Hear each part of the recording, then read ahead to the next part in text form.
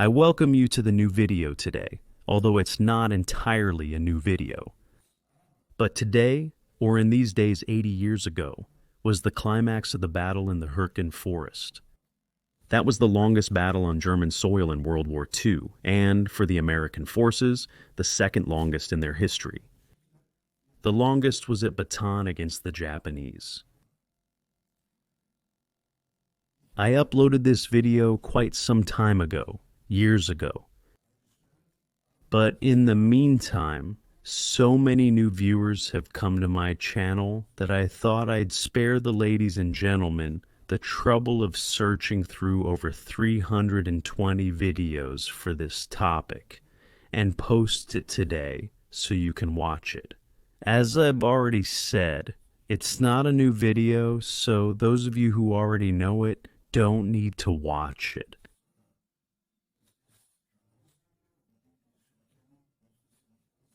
But I will be happy if I can welcome you again in the next video. Hürtgenwald, nomen est omen, the name is a sign. Definitely for the soldiers of the United States Army who were involved in the Battle of Hürtgenwald. Because when they pronounced the name of the battlefield, Battle of the Hürtgenwald, it was not a good omen. To hurt in English means to injure oneself, to get hurt. Actually, until the fighting began on September 19th, 1944, the name Hürtgenwald only referred to the local state forestry office. However, after the entire area was given the name Hürtgen Forest by the Americans, it retained the name Hürtgenwald during a later territorial reform. This forest consists of densely packed fir trees up to 30 meters tall, with rich soil and significant differences in elevation. During the time of the fighting, there were only unpaved roads and paths, which were barely wide enough for a vehicle, making it difficult for tanks or supply vehicles to use them. Not far from the Hürtgen forest, directly on the German border with Belgium, running from north to south, lay the Siegfried line, a defensive system built between 1936 and 1940, about 630 kilometers long, consisting of over 18,000 bunkers, tunnels, as well as countless trenches and tank barriers known as Dragon's Teeth. After the defeat of France in June 1940, the Siegfried line was basically taken out of service. All movable weapons were removed, and little attention was paid to the structures and fortifications, which were quickly reclaimed by nature.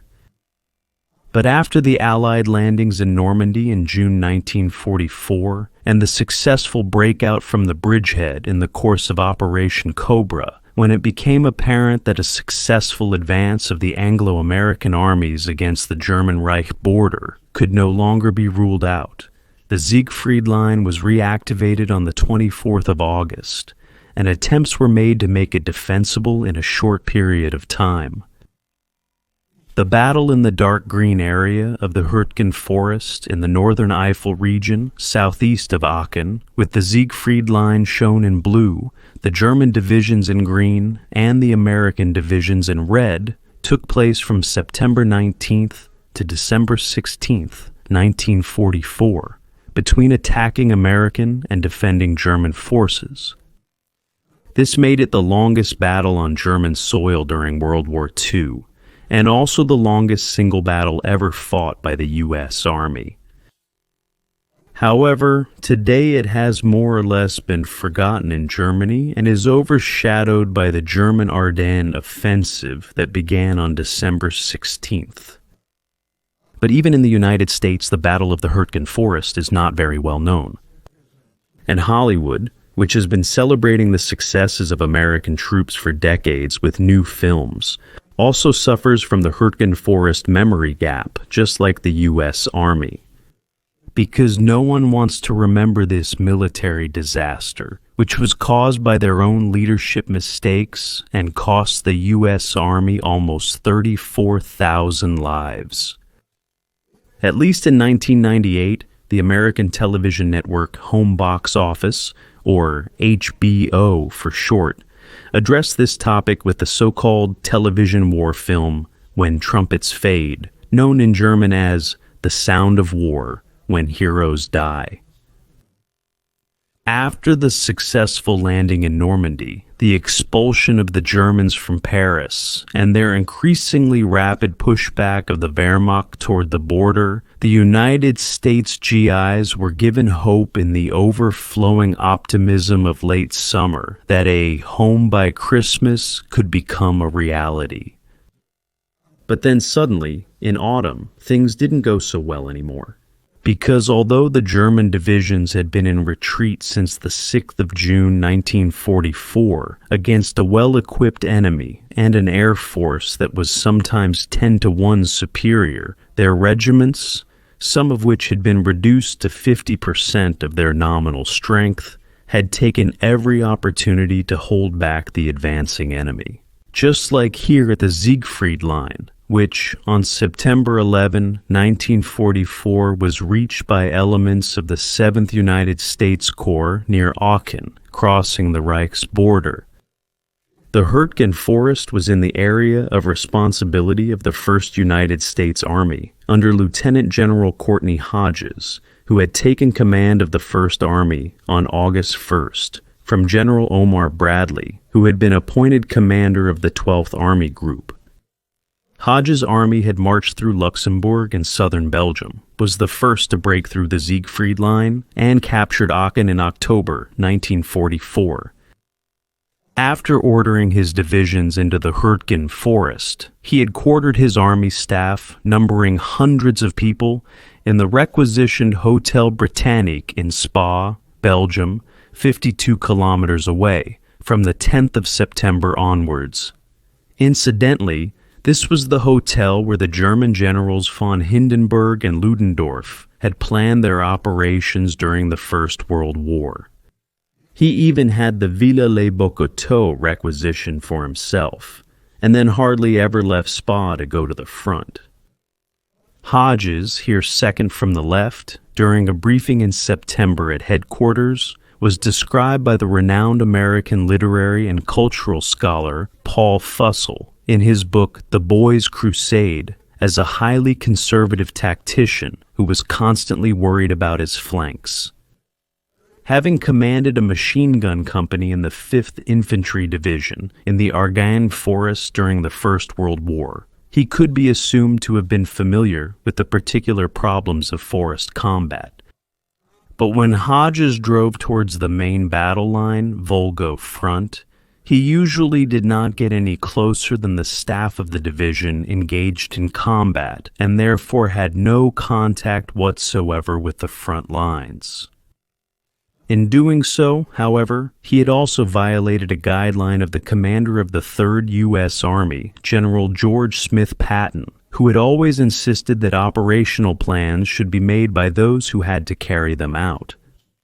Furthermore, Hodges also seemed to have forgotten that he was by no means commanding large units of a professional army, but rather divisions made up of relatively poorly trained conscripts who were certainly frightened by the effects of propaganda, even if the heavily armed Corporal Robert E. Lee left a different impression after the capture of Düren in February 45.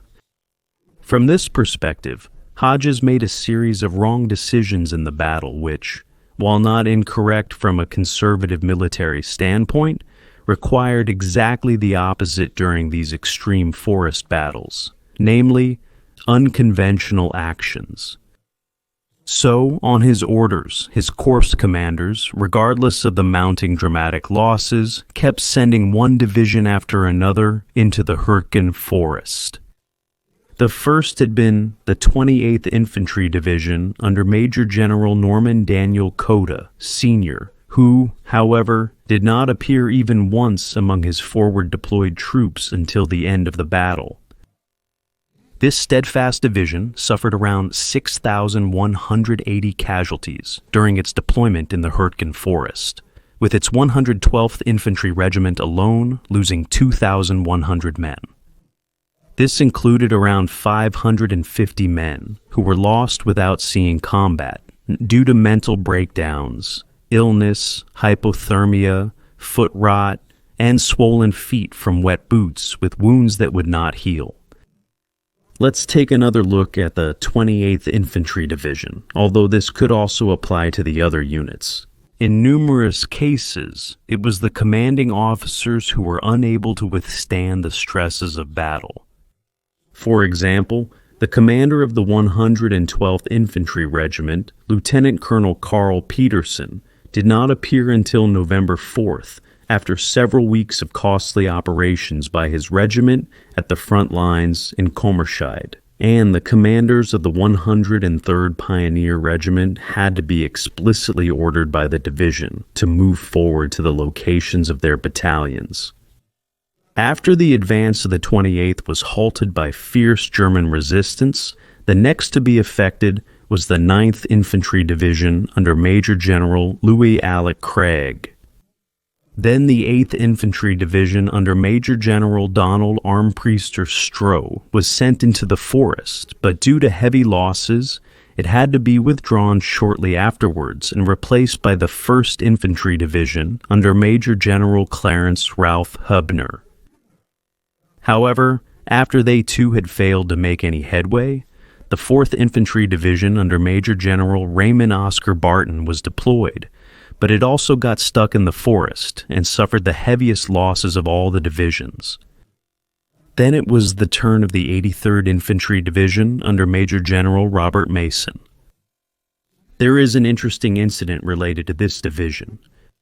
On the 16th of September, 1944, German Major General Botho Elster surrendered to her on the Loire Bridge at Beaugency, along with his marching group south, which had been brought in from Biarritz, and the U.S. newsreel cameras that were filming the event. His group had originally consisted of about 6,000 Army soldiers and about 7,000 Navy soldiers who had been stationed on the coast, but by the day of the surrender, it had grown to 754 officers, 18,850 soldiers, and 2 women, including 400 trucks, 1,000 cars, 2,000 horses, 4,000 weapons, as well as tanks and artillery. But what is shown so nicely in the newsreel report as a chivalrous handing over of weapons was, of course, propaganda. Because, as you can see for yourself, General Elster doesn't pull his German Walther pistol from the holster to hand it over theatrically, but instead, almost in Wild West fashion, he draws a United States revolver, previously handed to him for this purpose and, of course, unloaded from his belt. But despite this nice little film for those back home, the 83rd Division had been unable to make any headway in the Hürtgen forest, so the 5th Armored Division under Major General Lansford Aaron Oliver was now deployed. This division had been the first to reach the Seine, the first to reach Luxembourg, the first to fight in Germany, and, when it was stopped by order of the 9th United States Army, the division that had been only 72 kilometers from Berlin, closer than any other American division. In any case, the result of this piecemeal squandering of divisions was, in itself, a military idiocy that strongly recalled the senseless throwing in of ever more divisions in 1916 against the forces shown here in red at Verdun, where the Germans had sent in 105 divisions and the French 88. Apparently following the motto, whoever is the last to have a living soldier is the winner. The result of these slaughters, in the truest sense of the word, was at least 100,000 dead on each side and hundreds of thousands of wounded, many of whom would never recover. For their operations against the Hürtgen forest, the United States Army had assigned 12 divisions with around 120,000 men. In addition to those already mentioned, there were parts of the 29th Infantry Division under Major General Charles Hunter Gerhardt, known as Uncle Charlie, the 78th Infantry Division under Major General Edwin Pearson Parker, the 82nd Airborne Division, deployed in December 1944 under Major General James Gavin, the youngest Major General and Division Commander in the U.S. Army during the Second World War. The relatively inexperienced 99th Infantry Division under Major General Walter E. Lauer, the 104th Infantry Division, here in mid-December 1944 with a captured German Sturmgeschütz III, under Major General Terry Allen, and the 3rd Armored Division under Major General Morris Rose. Rose was killed at the head of his division during the closing of the Ruhr Pocket, making him the highest-ranking officer in the U.S. Army to be killed in action in Europe during the Second World War. Finally, the 2nd Ranger Battalion under Lieutenant Colonel James Earl Rudder, which led the attack on Hill 400 in Bergstein in the Hürtgen Forest, and the 5th Ranger Battalion under Lieutenant Colonel Richard Sullivan on the left in the picture, which had been deployed with the 2nd Ranger Battalion since the fighting in Normandy. Since November 19th, they had been supported by this 366th Fighter Group, nicknamed the Hun Hunters, which was stationed at the flying school established by the German Air Force in Asch, Belgium, in 1917. The fighting in the Hürtgen Forest cost the ground troops involved more than a quarter of their strength. The soldiers had either been killed, wounded, or decimated by rampant dysentery causing persistent diarrhea. And in this mysteriously dark and dangerous Hürtgen forest, the experiences were so severe that a whole series of unusual incidents occurred. Desertions, entire units, disobedience to superiors, and refusal to follow orders, soldiers crying, feigned illnesses, and self-mutilation. And another word from General Patton had proven to be true. There ain't no atheists in foxholes. There are no atheists in the trenches. Radio operator George Barrett described his first bombardment by German artillery like this. My comrade and I were lying in the same hole, with only a small patch of scrub on top, and I remember that I actually screamed. We both prayed repeatedly to the Lord to stop the barrage, shaking and trembling, crying and praying at the same time. The reason for this unexpected weakness of the troops was a complete failure of their leadership. In particular, the 3 generals standing in the middle of the front row, from left to right, Bradley, Eisenhower, and Hodges. In contrast, the general standing all the way to his left, General Patton, can be absolved of criticism, as he had predicted many of the dilemmas. But apparently the commanding infantry leaders had forgotten everything that General Leslie James McNair had preached to them at the Command and General Staff College in Fort Leavenworth, for example, how to deploy inexperienced troops in forest combat and what precautions need to be taken. Apparently, no officer or non-commissioned officer had given their soldiers a lecture about tree bursts, which always occurred when artillery with impact fuses, without delay, was fired into the forest.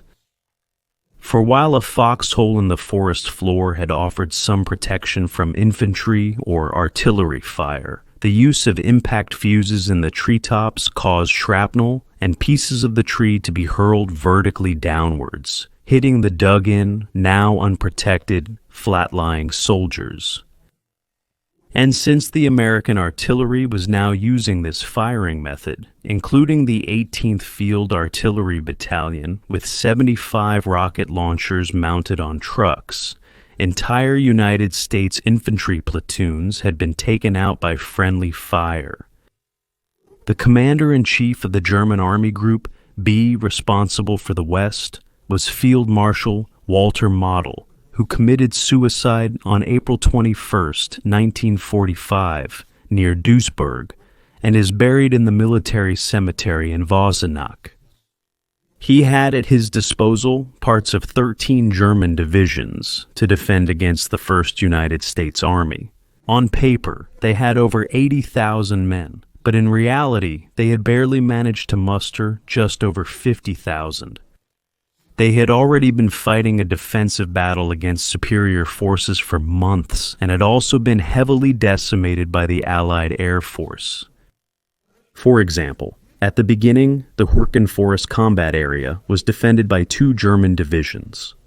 The first was the 353rd Infantry Division under Lieutenant General Paul Malman. Formed on the 5th of November, 1943 in Brittany, it was largely destroyed during the Normandy battles, and then reorganized in the Trier area in November 1944.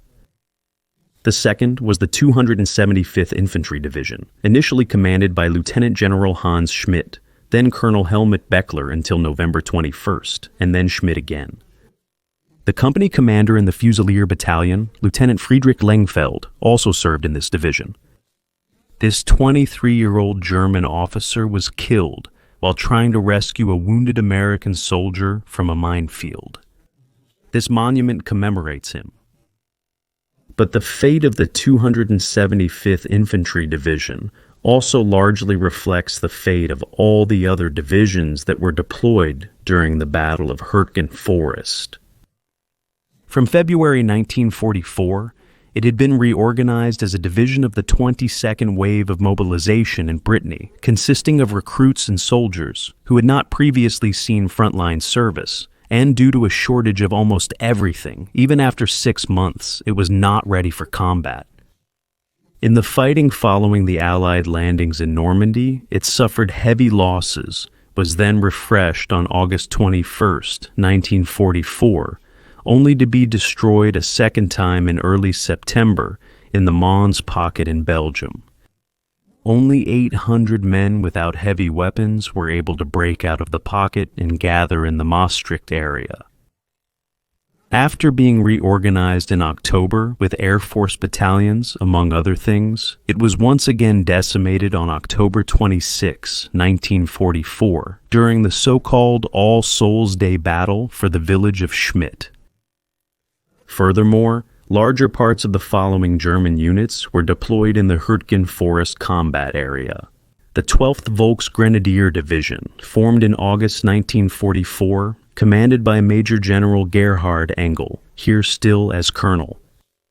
The 47th Volksgrenadier Division, commanded by Lieutenant General Max Bach, established from September 17, 1944. Strength of the division on the 22nd of October, 9,314 men. 1 month later, on the 24th of November, after the Third Battle of Aachen, the 103rd Grenadier Regiment had 60 soldiers left, the 104th Grenadier Regiment had 215, and the 115th Grenadier Regiment had 36 men.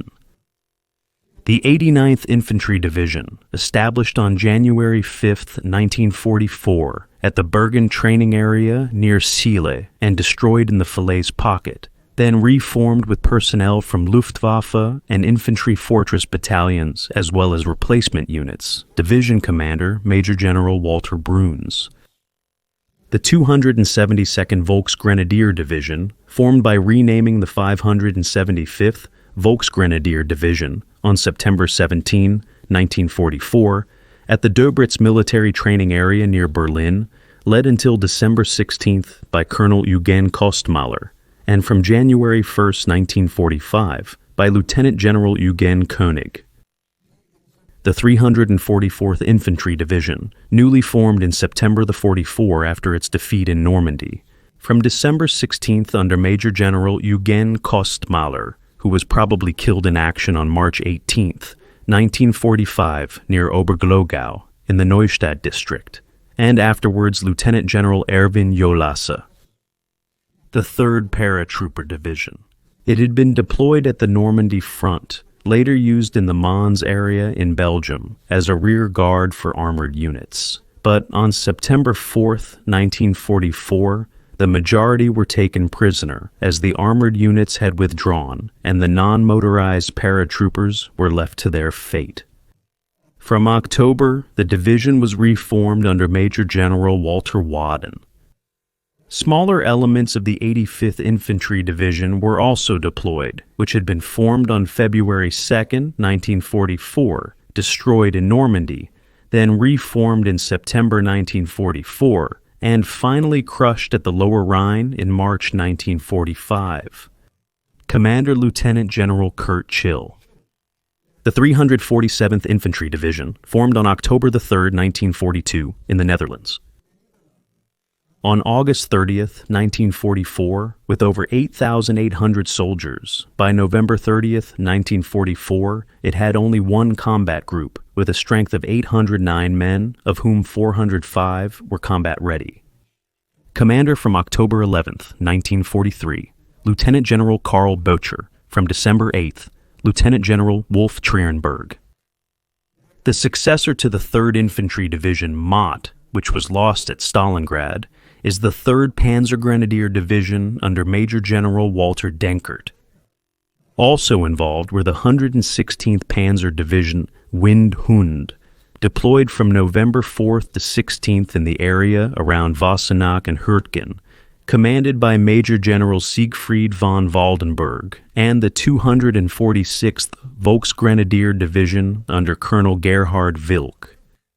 He had been appointed battle commander of Aachen as of October 12, 1944, according to the order given to him by the Commander-in-Chief West, Field Marshal Gerd von Rundstedt, shown here on the left in 44 with Field Marshal Erwin Rommel. He was ordered to hold the venerable imperial city of Aachen, quote, to the last man and, if necessary, to be buried under its ruins.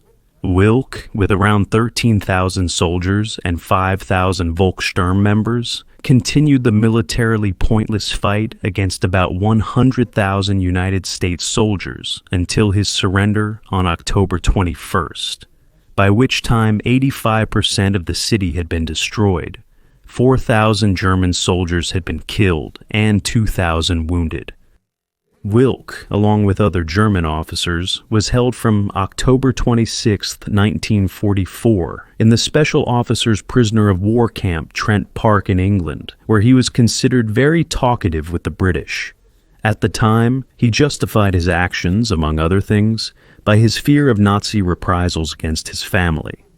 After his release from captivity in March 1945, he lived for another 40 years near Bad Honnef. As one United States division after another had been repelled in the Hürtgen forest with heavy losses, now, on the orders of the four-star generals Eisenhower, second from the right, and Bradley, far left, Operation Queen was intended to force a decision. For this purpose, on November 16, 1944, the Anglo-Americans carried out the largest strategic air raid ever flown in support of ground operations. 1,191 heavy bombers of the 8th United States Air Force took off and dropped a total of 4,121 tons of bombs on the towns of Eschweiler, Weisweiler, and Langerwehe, while 339 fighter bombers of the 9th United States Air Force attacked Hamich, Hürtgen, and Goe, with 200 tons of bombs. 1,188 heavy bombers of the British Bomber Command carried out massive raids against Düren, Jülich, and Heinsberg, among other things dropping almost 140,000 incendiary bombs. Jülich was almost completely destroyed and burned for several days. 1,000 people were killed and 3,000 in Düren. However, these area bombings had hardly affected the German defensive positions. When, after the air raids, the 9th U.S. Army launched a broad attack after almost an hour and a half of barrage fire from 700 guns, it once again encountered prepared German units, which were able to halt these attacks, albeit with very heavy losses of their own. On the 22nd, the United States advance shown in red had come to a halt at the line shown in light green. Now, for the next 4 weeks, a tough battle for villages, woods, and trenches began, which the GIs, inexperienced in this kind of fighting, were not able to handle. Also, the German artillery, which had not been neutralized by the United States Air Force due to the persistently bad weather, was able to intervene in the fighting again and again. Then, when the German Ardennes offensive began on December 16th, taking the American command completely by surprise, they had to temporarily halt their attacks as part of Operation Queen, which meant that this operation was a failure. It was not until February 23, 1945, that the 102nd United States Infantry Division was able to achieve the operational objective of Queen, crossing the Ruhr between Linnich and Ruhrdorf. But at least by early December, the First Army had managed to capture the 3 villages located behind the Hürtgen forest, which had been completely destroyed in the process.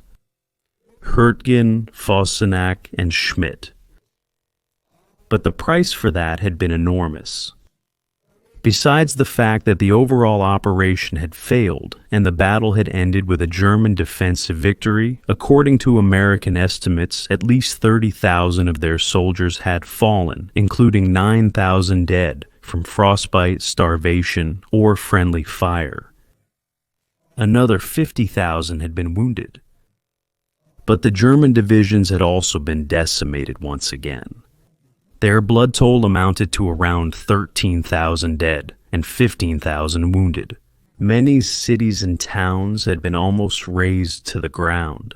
But the most troubling thing about this battle was that the high-ranking American generals Eisenhower, Bradley, and Hodges, here with the sky-pointing George Patton, had decided to sacrifice one division after another in the dark and ominous Hürtgen forest. Because in addition to urban combat, fighting in the forest at close and very close range especially requires specially trained soldiers, a high density of personnel, and different weapons for use at short distances. Hardly any of that had really been taken into account. Therefore, in the wet weather, which had turned to snow at the beginning of December, the Americans were often at a disadvantage compared to the Germans due to their lack of training and experience and their mostly predictable tactics, despite their commendable bravery. In addition, the United States units had hardly conducted any reconnaissance before operations. Instead, they stubbornly attacked wherever they were ordered to, regardless of the enemy they faced. And if combat reconnaissance did take place, it was only shortly before the attack began and involved heavy radio communication. But that was also a sign for the German soldiers that something was about to happen. In itself, the dense forest area had only become a potential combat zone for the Wehrmacht after the first U.S. Army had been deployed there, with the Siegfried line glowing bright red. The German leadership, many of whom still had experience of the difficult forest battles in the Argonne and Ardennes during the First World War, could not understand why the U.S. forces, which were superior in terms of equipment and manpower, did not simply bypass the natural obstacle of the forest, which also contained the fortifications of the Siegfried line, and instead crossed it with their inexperienced regiments in appalling weather, and, despite constant bloody setbacks, stubbornly held onto it for months. That made no military sense, especially since the United States Army's attack doctrine was to spare human lives and instead rely heavily and repeatedly on tactical air power, tanks, and artillery, all of which, of course, were only of limited effectiveness in the dense, mountainous forest terrain. In the end, the battles in the Hürtgen forest resembled the trench and positional warfare on the Western Front of World War I, when the infantry on both sides repeatedly tried in vain to advance against machine gun fire, artillery, and mine barrages, and mortar fire. Because even in 1944, the United States generals sitting far from the action made the same mistakes as in 1914 to 1918, unimaginatively sacrificing battalion after battalion to capture a village, a road, or a hill, only to be driven out again with heavy losses by a counterattack from worn-out German infantry units made up of recruits from the classes of 26 and 27 and men of middle age. Then they sent the next battalion into the fire. The senseless slaughter in the Hürtgen forest only came to an end when, on December 16, 1944, 3 German armies launched a surprise attack on the 12th United States Army Group in the Ardennes Offensive, also known as the Battle of the Bulge, which, however, also marked the beginning of a new slaughter. But that's a topic for another discussion.